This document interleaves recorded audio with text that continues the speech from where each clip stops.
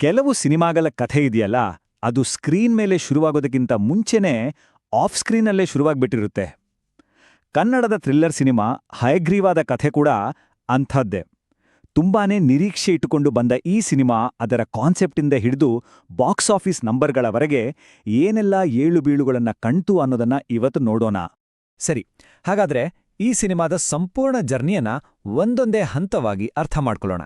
ಮೊದಲು ತೆರೆಮರೆಯಲ್ಲಿ ನಡೆದ ಡ್ರಾಮಾ, ಆಮೇಲೆ ಸಿನಿಮಾದ ಕಾನ್ಸೆಪ್ಟ್, ಅದಕ್ಕೆ ಸಿಕ್ಕ ವಿಮರ್ಶೆಗಳು, ಆರ್ಥಿಕವಾಗಿ ಏನಾಯ್ತು ಮತ್ತು ಕೊನೆಗೆ ಇದರಿಂದ ಕಲಿಬೇಕಾದ ಪಾಠವಾದ್ರೂ ಏನು ಅಂತ ಚರ್ಚಿಸೋಣ. ಮೊದಲನೇದಾಗಿ ಸಿನಿಮಾದ ರಿಲೀಸ್ ದಿನ ಏನೆಲ್ಲ ಆಯ್ತು ಅನ್ನೋದನ್ನ ನೋಡೋಣ.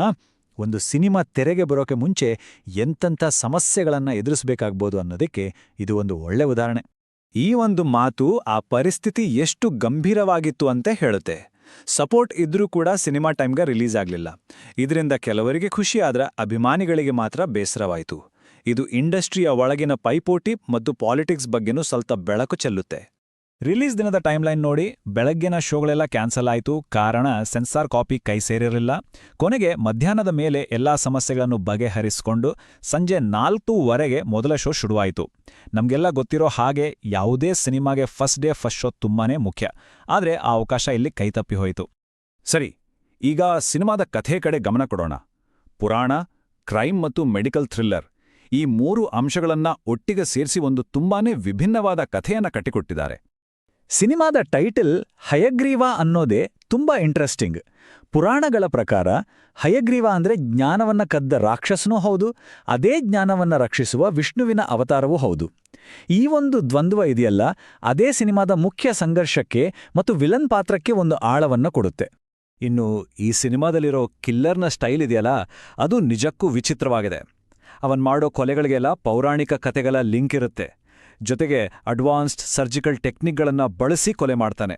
ಅಂದ್ರೆ ಮನುಷ್ಯರ ದೇಹಕ್ಕೆ ಪ್ರಾಣಿಗಳ ಮುಖಗಳನ್ನ ಜೋಡಿಸೋದು, ಇದು ಕೇಳೋಕೆ ಎಷ್ಟು ಭಯಾನಕ ಅನ್ಸುತ್ತೋ ಅಷ್ಟೇ ಕುತೂಹಲವನ್ನು ಕೆರಳಿಸುತ್ತೆ.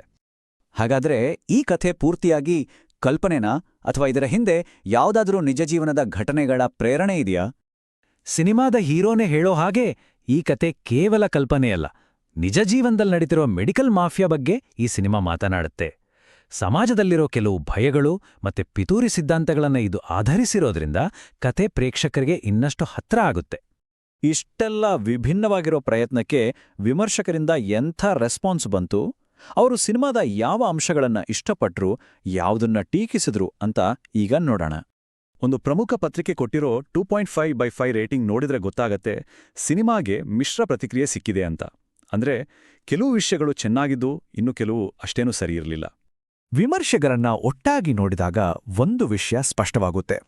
ಸಿನಿಮಾದ ಕಾನ್ಸೆಪ್ಟ್ ಅಂದ್ರೆ ಪುರಾಣ ಮತ್ತೆ ಸೈನ್ಸ್ ಫಿಕ್ಷನ್ ಮಿಕ್ಸ್ ಮಾಡಿದ್ದು, ಸ್ಟ್ರಾಂಗ್ ಆಗಿದ್ದ ವಿಲನ್ ಪಾತ್ರ ಮತ್ತೆ ಬ್ಯಾಕ್ಗ್ರೌಂಡ್ ಮ್ಯೂಸಿಕ್ ಎಲ್ಲರಿಗೂ ಇಷ್ಟ ಆಗಿದೆ. ಆದ್ರೆ ಸಿನಿಮಾದ ವೇಗ, ಅದರಲ್ಲೂ ಫಸ್ಟ್ ಹಾಫ್ ತುಂಬಾ ಸ್ಲೋ ಅನ್ಸಿದ್ದು, ವೀಕ್ ಆಗಿದ್ದ ಸ್ಕ್ರೀನ್ ಪ್ಲೇ ಮತ್ತೆ ಹೀರೋ ಪಾತ್ರ ಅಷ್ಟೊಂದು ಪ್ರಭಾವಶಾಲಿಯಾಗಿಲ್ಲ ಅನ್ನೋದು ಮುಖ್ಯ ಟೀಕೆಗಳಾಗಿದ್ವು.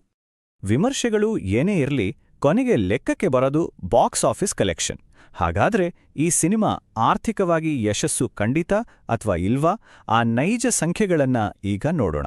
ಮೊದಲನೇದಾಗಿ ಸಿನಿಮಾದ ಬಜೆಟ್ ಸುಮಾರು 8 ಕೋಟಿ ರೂಪಾಯಿ. ಕನ್ನಡ ಚಿತ್ರರಂಗಕ್ಕೆ ಇದು ದೊಡ್ಡ ಮೊತ್ತವೇ ಸರಿ. ಹಾಗಾಗಿ ಕಮರ್ಷಿಯಲ್ ಆಗಿ ದೊಡ್ಡ ಹಿಟ್ ಆಗುತ್ತೆ ಅನ್ನೋ ನಿರೀಕ್ಷೆಯು ಸಹಜವಾಗೇ ಇತ್ತು.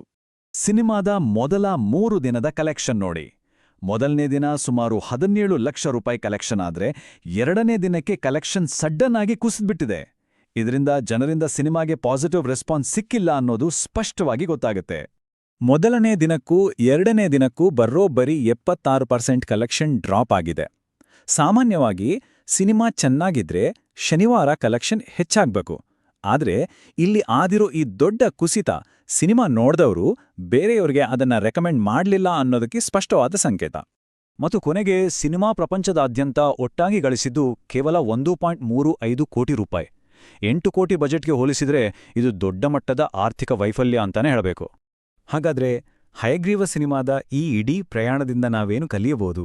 ಇಷ್ಟೊಂದು ದೊಡ್ಡ ಮಟ್ಟದ ಪ್ರಯತ್ನ ಯಾಕೆ ವಿಫಲವಾಯಿತು ಅನ್ನೋದನ್ನ ಒಮ್ಮೆ ವಿಶ್ಲೇಷಿಸೋಣ. ಈ ಸಿನಿಮಾದ ಕಥೆಯನ್ನ 4 ಹಂತಗಳಲ್ಲೇ ಹೇಳ್ಬಿಡ್ಬೋದು. 1, ಪುರಾಣ ಮತ್ತು ಸೈನ್ಸ್ ಎರಡನ್ನೂ ಬೆರೆಸಿದ ಒಂದು ಅದ್ಭುತ ಕಾನ್ಸೆಪ್ಟ್. 2, ವಿವಾದಗಳಿಂದ ಕೂಡಿದ್ದ ಒಂದು ಸಮಸ್ಯಾತ್ಮಕ ರಿಲೀಸ್. 3, ಐಡಿಯಾವನ್ನ ಹೊಗಳಿ ನಿರೂಪಣೆಯನ್ನ ತೆಗಳಿದ ಮಿಶ್ರ ವಿಮರ್ಶೆ. ಮತ್ತು 4, ಬಾಕ್ಸ್ ಆಫೀಸ್ನಲ್ಲಿ ಹೀನಾಯ ಸೋಲು. ಇದು ಒಂದು ಒಳ್ಳೆಯ ಐಡಿಯಾ ಮತ್ತು ಮಾರುಕಟ್ಟೆಯ ವಾಸ್ತವದ ನಡುವೆ ಇರೋ ಅಂತರವನ್ನ ತೋರಿಸುತ್ತೆ. ಕೊನೆಯದಾಗಿ ಈ ಇಡೀ ಘಟನೆ ಒಂದು ಮುಖ್ಯವಾದ ಪ್ರಶ್ನೆಯನ್ನ ನಮ್ಮ ಮುಂದೆ ಇಡುತ್ತೆ. ಹೊಸತನವನ್ನೇ ಹುಡುಕ್ತಿರುವ ನಮ್ಮ ಚಿತ್ರರಂಗದಲ್ಲಿ ಹಯಗ್ರೀವದಂತಹ ಒಂದು ವಿಭಿನ್ನ ಪ್ರಯತ್ನ ಸೋತಿದ್ದು ಹೊಸ ಪ್ರಯೋಗಗಳನ್ನ ಮಾಡೋಕೆ ಬರೋರಿಗೆ ಯಾವ ಸಂದೇಶ ಕೊಡುತ್ತೆ? ಸ್ವಂತಿಕೆಯನ್ನ ಮೆರೆಯೋಕೆ ಇರುವ ನಿಜವಾದ ರಿಸ್ಕ್ಗಳ್ಯಾವು?